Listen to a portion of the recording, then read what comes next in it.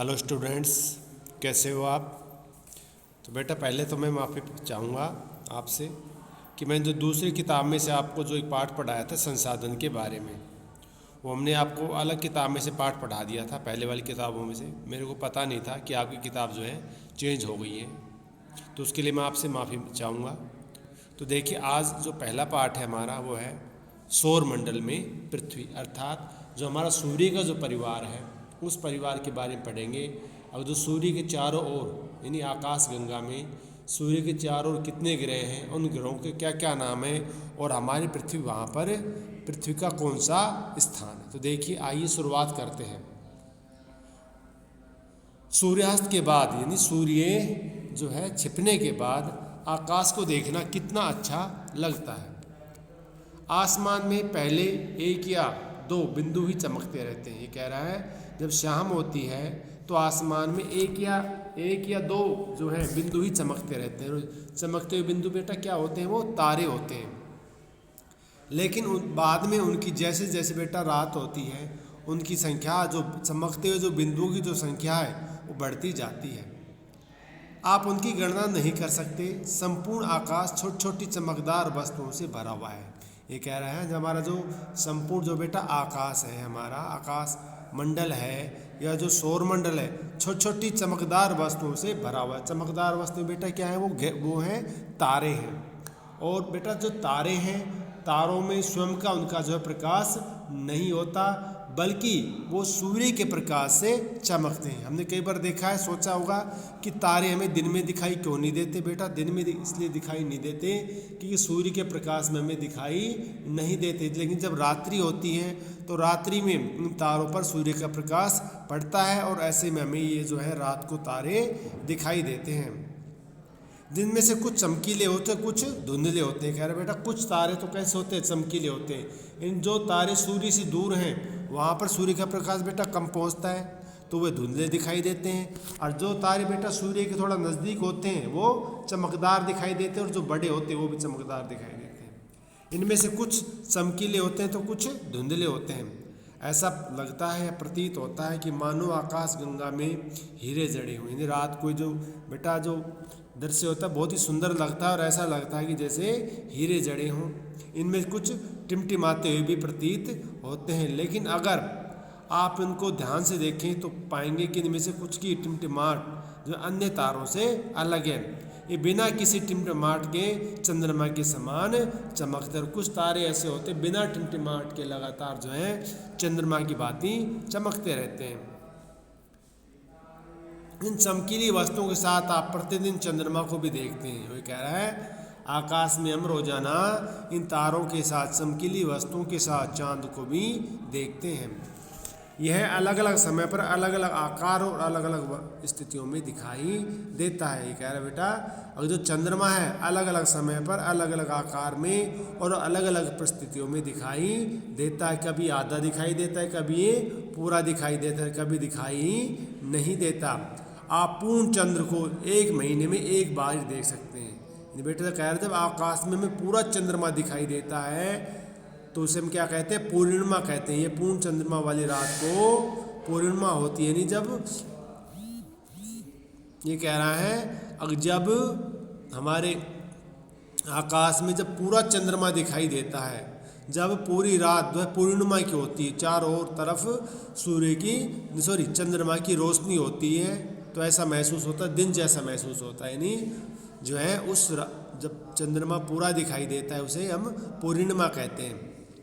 15 दिन के बाद आप इसे नहीं देख सकते। ये नए चंद्रमा की रात्रि या अमावस्या होती है। और बाद में बेटा क्या होता है? धीरे धीरे क्या होता है? अमावस्या होती है। अमावस्या जब चंद्रमा बिल्कुल दिखाई नहीं देता, गहरी रात होती, काली रात होती है। ऐसी रात में अगर आसमान साफ है तो निश्चित रूप से आप आसमान का अवलोकन अच्छी तरह कैसे कर सकते हैं।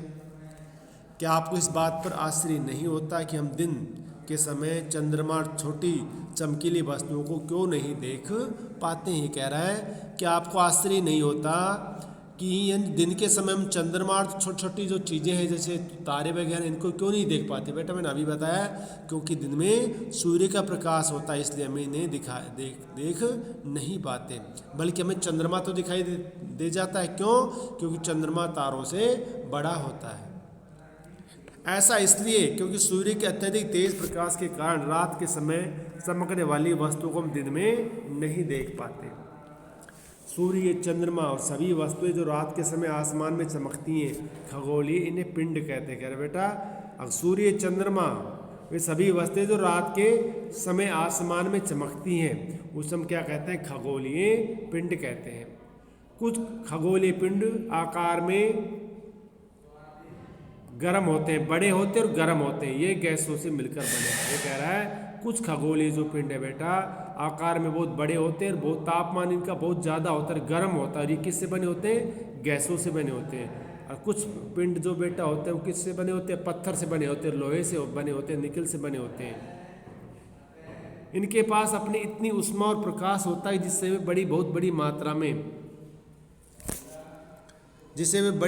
उत्सर्जित करते रहते हैं। इन खगोलीय पिंडों को तारा भी कहते हैं। और जो हमारा बेटा जो सूर्य है वो भी एक बेटा क्या है? एक तारा है।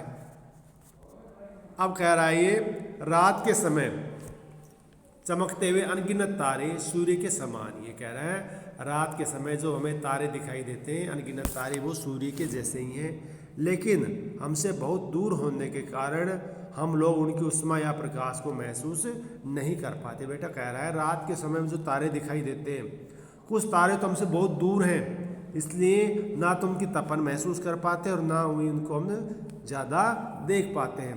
बेटा मैंने बताया कुछ तारे तो सूर्य के प्रकाश से चमकते हैं और कुछ तारों में अपना खुद का प्रकाश होता है, खुद की ऊर्जा होती है सूर्य की तरह, लेकिन वो सूर्य से बहुत अधिक दूरी पर है तथा अत्यंत छोटे दिखाई देते हैं।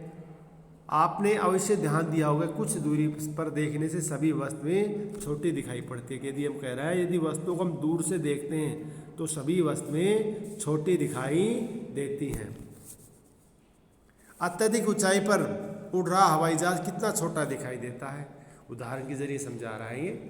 रात्रि में आसमान में चारों ओर देखते समय आप तारों की विभिन्न समूह द्वारा बनाई विविध आकृतियों को देख सकते हैं। कह रहा है बेटा अगर रात्रि में हम आसमान में जो तारों की विभिन्न जो आकृतियाँ उनको हम देख सकते हैं, ये नक्षत्र मंडल कहलाते हैं। अर्सा मेजर या बिग बियर भी इसी प्रकार का एक नक्षत्र मंडल है, बहुत आसानी से पहचान में आने वाला नक्षत्र मंडल। जैसे बेटा ये दिखाई दे रहा है आपको चित्र में सप्तऋषि मंडल, जिसमें बेटा कितने तारे हैं? 7 तारे हैं।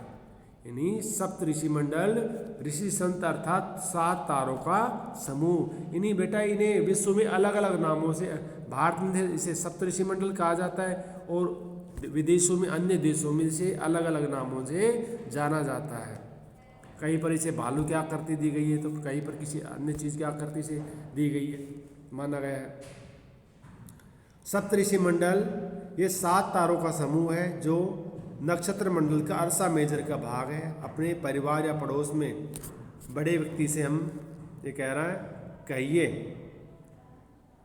कि प्राचीन समय में लोग जो है दिशा का निर्धारण तारों की सहायता से ही करते थे। उत्तरी जो तारा ये कह रहा है जो उत्तरी जो तारा उत्तर दिशा को बताता है। जो ध्रुव तारा है बेटा ये हमेशा उत्तर दिशा में रहता है और किस दिशा को बताता है बेटा? उत्तर दिशा को ही इंगित करता है। इसलिए जो पहले जो लोग यात्रा करते थे वो दिशा का अनुमान ध्रुव तारे को देखकर ही लगाते थे। ये आसमान हमेशा ये कह रहा है ये ध्रुव तारा जो आसमान में हमेशा एक स्थान पर रहता है और हम सप्तऋषि मंडल की सहायता से इस तारे को हम जान सकते हैं। जैसे बेटे चित्र में दिखाया गया था, देखिए दिखाया गया है ना, सीधी लाइन दिखाई गई है।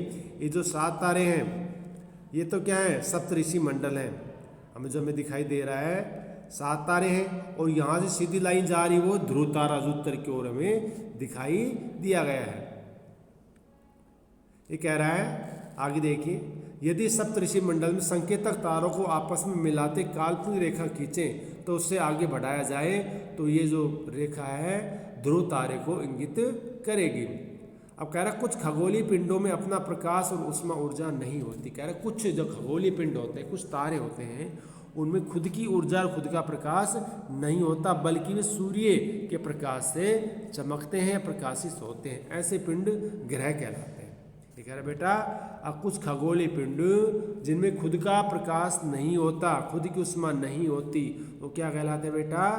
वो ग्रह कहलाते हैं। और तारे जिनमें खुद का प्रकाश होता है, हालांकि कुछ में नहीं होता।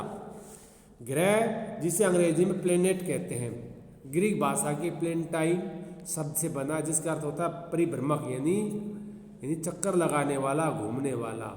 जैसे पृथ्वी है बेटा, वो भी क्या है? एक ग्रह है जो सूर्य के चारों ओर चक्कर लगाती है।